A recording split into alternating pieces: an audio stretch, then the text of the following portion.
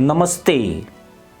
एक ऐसा देश जहां पाकिस्तान के बाद मजहब के नाम पर सबसे ज्यादा गधैया नृत्य होते हैं, जहां के हालात आज श्रीलंका से भी बदतर है, जहां महंगाई ने रिकॉर्ड को तोड़कर लोगों की प्लेटें खाली कर दी है और जहां पर तहमद और टोपी बेचने की जद्दोजहद में देश के राष्ट्रपति ज्यादा बच्चे पैदा करने का आह्वान कर रहे हैं, अब इस देश में एक ऐसी मुल्लाई पॉलिसी ने हड़कंप मचा दिया है कि लोग रोटी और रोजगार की बजाय हिजाब के भीतर निजाम ढूंढ रहे हैं।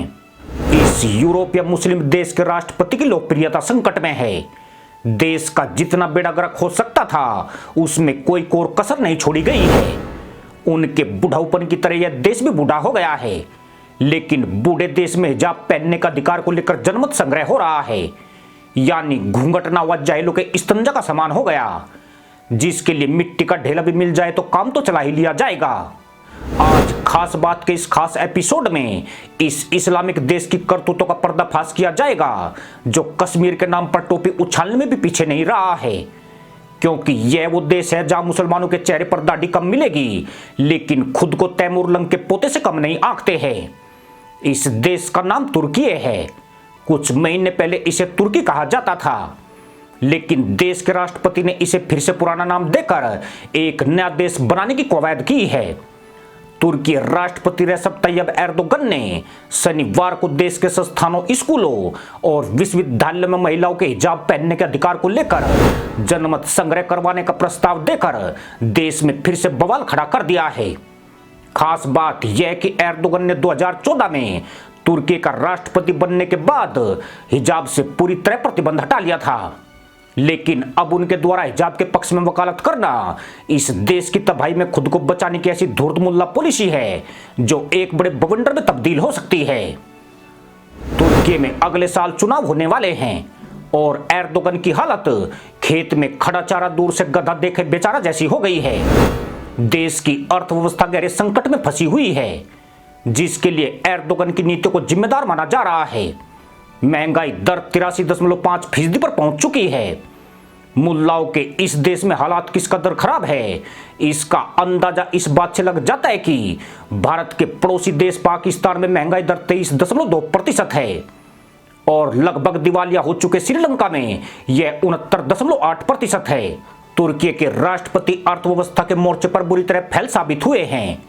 ऐसे में अगली बार फिर से देश का नेतृत्व करने के लिए ऐसे बहाने चाहिए जिसके दम पर वह अपने मुल्क के जाहिलों को कायल बना सके, यानी नौटंकी चाहे 100 कोस दूर, मियाँ जी डांस करेंगे भरपूर। एर्दोगन भी ऐसे ही डांस की तैयारी कर रहे हैं। यही वजह है कि 2023 में आम चुनाव से पहले इस बुढ़ऊ राष्ट्रपति का दांव सफल होता दिख रहा है। यूं भी जहां जहां मुल्लाओं की सल्तनत चल रही है, वहां की सरकारें धार्मिक मुद्दों के बल पर जनता पर पकड़ बनाने की ऐसी चाल चल रही है। खास बात यह है कि इस्लामिक देशों की शासन प्रणाली मूर्खतापूर्ण हरकतों का अंबार है। इस वक्त ईरान में हिजाब मुद्दा सबसे ज्यादा गर्म है और यह विवाद अब पूरी दुनिया में फैल चुका है, इसलिए एर्दोगन इसमें डुबकी नहीं लगाए ऐसा नहीं हो सकता है।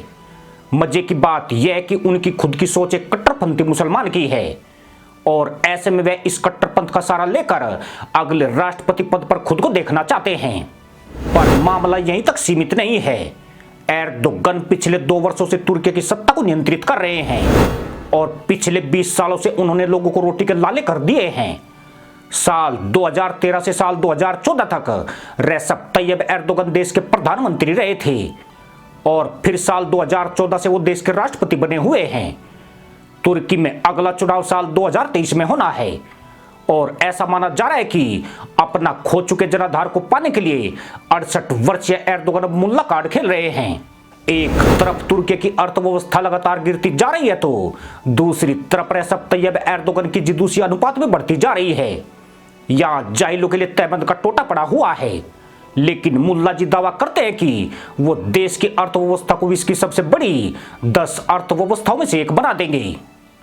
पिछले 10 महीनों से इस मुस्लिम देश में प्रदर्शन होना आम बात हो गई है, खासकर राइज शहर जो एर्दोगन को अपना बेटा मानता है और जहां पर एर्दोगन का जन्म हुआ था, वहां के लोग भी अब उनके खिलाफ प्रदर्शन कर रहे हैं। यानी एर्दोगन की गद्दी पर बढ़ता खतरा उन्हें धूर्त मुल्ला पॉलिसी खेलने पर मजबूर कर रहा है और इस वक्त हिजाब उनके लिए सबसे बढ़िया मुद्दा है। इसी के साथ अनुमति दोस्तों, आप सभी पर मां लक्ष्मी की असीम कृपा बनी रहे और आपको बहुत बहुत दीपावली की शुभकामनाएं। इसी के साथ जय हिंद, वंदे मातरम।